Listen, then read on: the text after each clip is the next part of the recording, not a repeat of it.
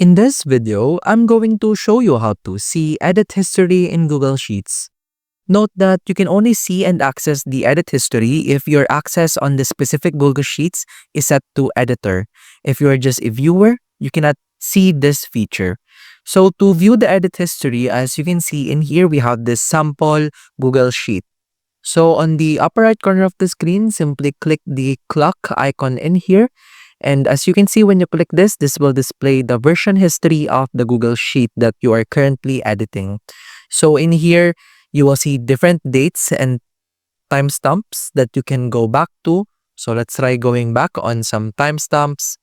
And in here, when you have selected your specific or needed timestamp or version history, you can simply click restore version in here to go back on that version of the Google Sheet. And that's about it.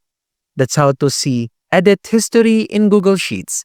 If you have any questions, please let me know down in the comments below, and I'll do my best to help you out.